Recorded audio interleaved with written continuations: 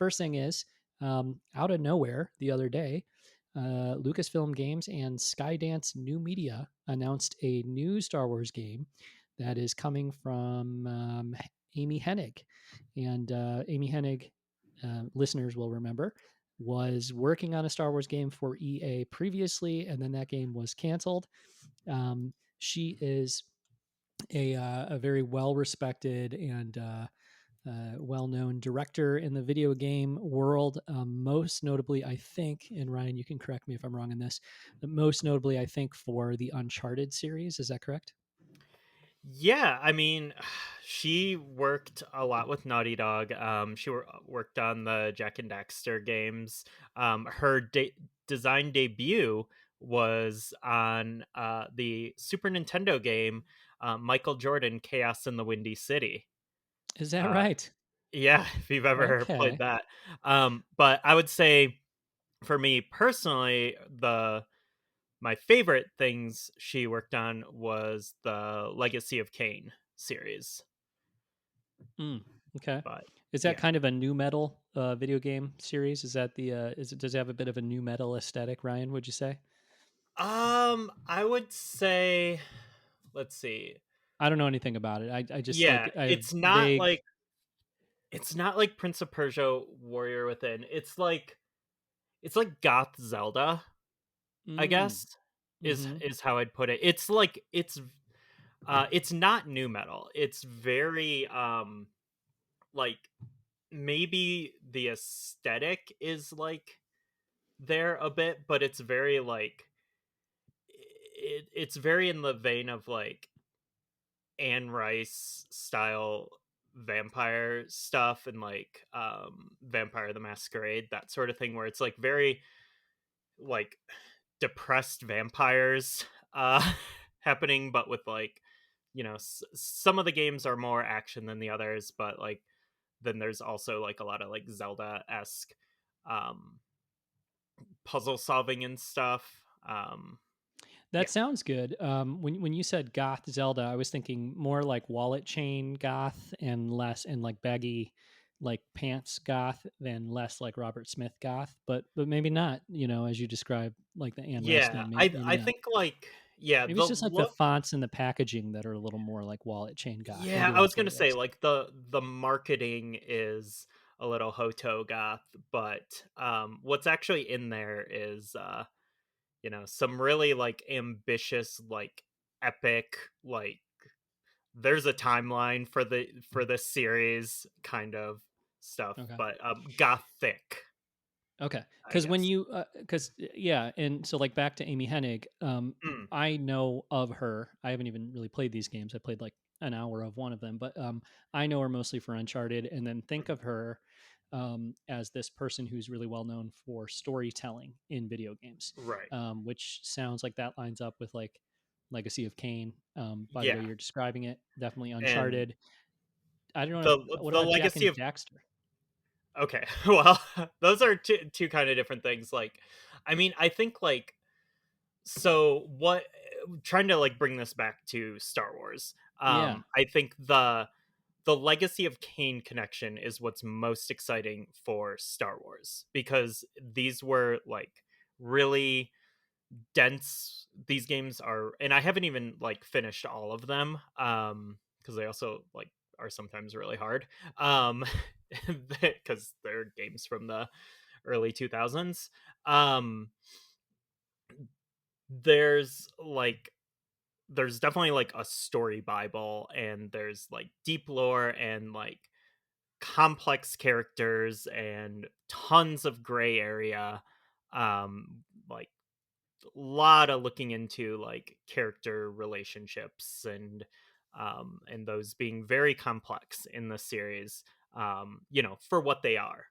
And then like Jack and Dexter are just uh fun. There is actually a new metal in Edgelord Jack and Dexter game, Jack 2, which like tried to be Grand Theft Auto, and he Jack had a goatee in it, and was like real angry.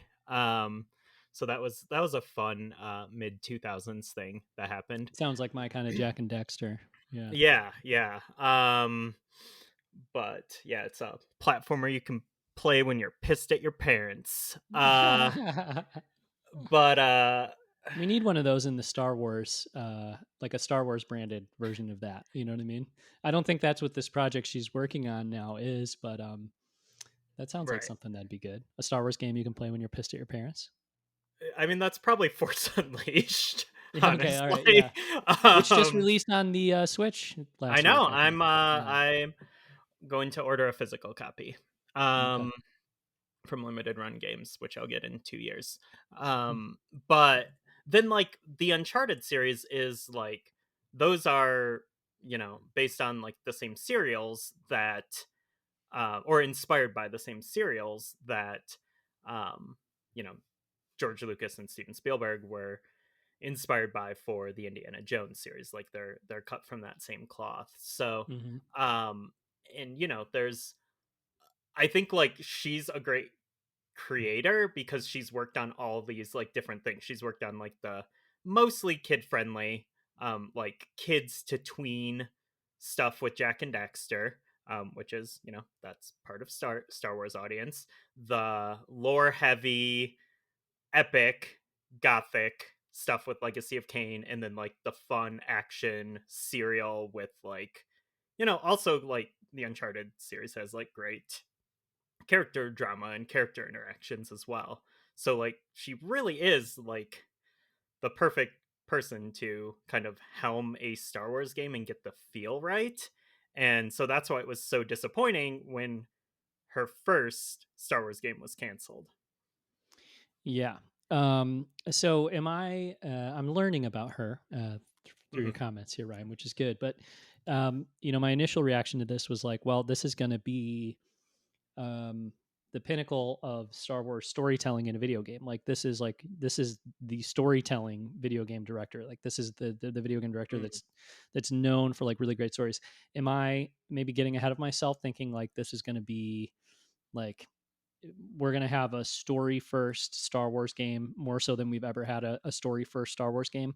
Because I think of Uncharted as like tons of like cinematics and like in very narrative driven like Hmm. gameplay, almost to the point where there is some ludonarrative dissonance, if I got Oh that yeah. term correct, right? Like where the gameplay and what you're actually doing in the game isn't necessarily always making the most sense in terms of like the story being told. Yep. But it's one of those things where like the story is really um the primary element, Hmm. and it's like, well, we're gonna make a game that's fun to play, hopefully, and gives you stuff to do. But yeah, it's very story focused, right? Story first Hmm. kind of thing.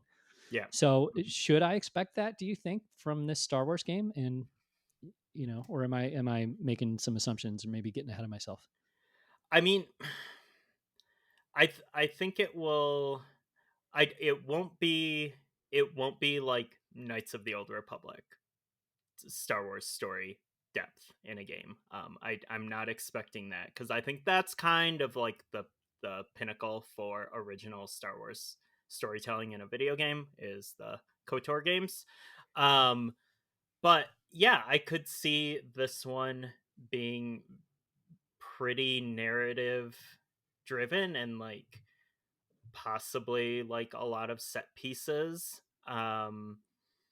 Which I think would be cool and that would align with like the vibe of a Star Wars film is, you I think what's cool about the Uncharted games is like a lot of like 3D action like third person shooter games like I've I've played a decent amount especially in like the, late like 2010 or something when that was like every video game.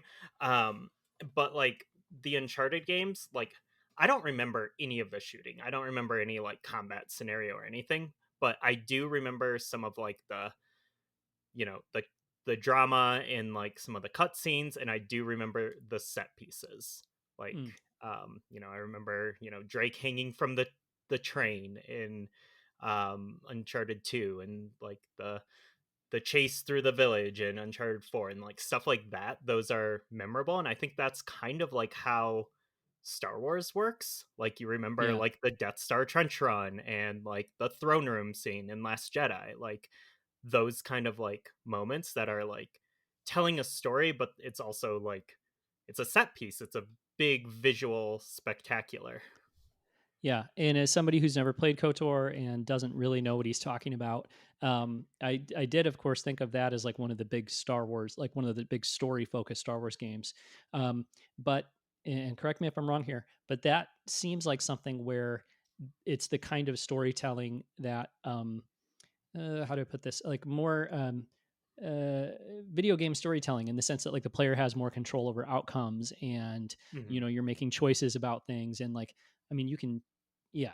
So anyways, and whereas like I'm thinking of this as being like a almost sit down and watch a movie kind of story, which maybe Hmm. KOTOR has that kind of thing too.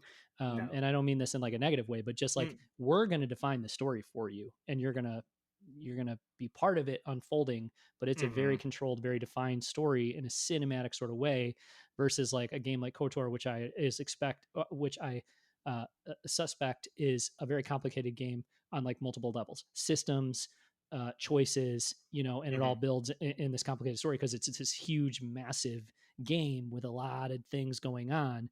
Whereas this would be a more, based on her previous work, this would be a more focused, singular, not so much like the player is really determining outcomes, but just buckle in because this is going to be like a great Star Wars story, and you're along for the ride. Would that be a fair? I think that's fair. Yeah. Okay, I cool. think that's what, I mean, at least that's kind of what I think people are expecting from Yeah, this. yeah. And I mean, who knows? Maybe it will be like a multiplayer looter shooter or something. Or a battle royale game or something. You never know. Like there's It's always the like, sequel to Star Wars Hunters, maybe. yeah, the monkey Zynga paw is has the been. silent partner they haven't mentioned yet. Oh my god. The, the monkey paw is real. With Yeah, with video game announcements when it's like you're getting a sequel, but it's in this like sure, genre that you don't want to play. sure. So yeah, Okay. So I we'll want to move on see. to the next. I want to move on to the next story, but one more thing I want to kind of ask about here. Um, is there, and I don't want to like start analyzing contracts and like trying to get all legal or whatever, but I'm just curious. She was working on a Star Wars game for EA for quite a while, and then it got Hmm. canceled. The rug pulled out from her, under her. Obviously I would assume in most cases, like if she's left EA working for a different studio, whatever, that there's no chance of incorporating or using any of that work. But with Star Wars, I don't know what the deal is with EA, Hmm. with the studio she was working for at the time. Like, does Lucasfilm retain ownership of the stuff that she was doing then? Is it joint ownership? Like, is there any kind of Hmm. because I'm also thinking, as this game is announced, like, so what does this come out, like 2029, or like when is this Hmm. game actually? Because it's not like we're seeing footage of it at Celebration this year. This thing is going to be Right. a ways away. So I wonder, and I don't think we have any way of knowing, right? But I wonder if um, it's going to be, if this can be kind of a pickup, at least somewhat where we left off, or make use of a lot of the work. Because I was surprised to see she's coming back. As we talked about, I was surprised to see she's coming back to Star Wars, because usually, like, um, if you have a acrimonious exit from working on some kind of project, or franchise or whatever, it's not that likely you're coming back to it, right? But Hmm. it was EA. It wasn't Lucasfilm, as far as I know. It was Right. EA who canceled that game, and so why not come back and work with Lucasfilm, especially since this studio spy was it new? I don't know, but I forget the name of the studio, but whatever it is probably kind of her thing, Skydance. right? So, yeah, Skydance. So, like, anyway, it all makes sense. I'm just wondering, can she use any of that work that they've done? And that would be um, really interesting to learn about. And I'm sure we will eventually someday. But do you have any thoughts on that? Yeah, I mean, I think that if they were developing, I don't remember when they showed that first footage of Ragtag, which was like the the code word for, and it was like that. It was like someone walking through like a town, and it was like, whoa, this looks amazing, at the time, which it probably just looks like a video game now, years later. But um my guess is if they were using like an internal engine, that EA would probably hold on to that if it was like the Dice Frostbite engine or something. Um, I would think that they would probably still have ownership of that, but I'm pretty sure that like you know any of like the story, the art design, the characters, anything that was like on the creative end of it, Hmm. locations, Yeah. all of that, I think that would still be under Lucasfilm Okay. Games. Cool. Yeah, yeah, that makes a ton of sense, right? Like they're not going to actually be able to take the code and stuff that EA was working on, but Hmm. it's just a difference of starting from scratch. Like, let's create characters, let's create a story, let's create a conflict. Let's figure all Yeah. those things out. I feel like that's like probably a year worth of work right there, or something. That is either going to have to be, you know, forgotten and started over, or maybe is able to be used and um, because that'd be cool. Like, if you think Hmm. about her and the team that she was working with, I'm sure some of them are still at EA. I don't remember the details of the studios and all that stuff, but just like generally speaking, you put your heart and soul and a lot of time into a project, and then the rug gets pulled out from under you. It's kind of a nice thought to think that maybe this represents being able to go back and salvage some of that stuff and go from feeling like maybe you wasted a lot of time on something that was taken away from you to having Yeah. a chance to actually, make that happen again. I think that would be really cool. Yeah, and I think it also, just final note on this, it shows the faith that Lucasfilm and Lucasfilm Games have Mm, in her and her project and her team. Like this is something they want. Like right. because I mean honestly, like yeah, they could pretty much go to any studio and be like, "Hey, do you want to make a Star Wars game?" And they've kind of done that. um, we get one of these press releases every 6 months, like, "Oh, here's the Star Wars game with Ubisoft or whatever other ones." And but it's cool that they're like, "No, we really want this game to happen. We Yeah. really want a game from you to happen." And Yeah. that's And you just have nice. to, yeah, for sure. And you have to wonder too, if like stuff like this happening, if they really did want to see this game and they wanted to work with her, or they were happy, etc. If stuff like that contributed to them being like, you know what, let's end this exclusivity thing with EA a little early and have options. You know what Mm, I mean? In terms of like, because that's, I mean, potentially that's ultimately what this is, right? Like we were making this game with EA. EA decided no, and so we can do it with somebody else. You know what I mean? Still Amy Hennig, but like, you know what I mean? Like we can let's work with a publisher that's not going to bury the whole thing or cancel it or whatever. So who knows?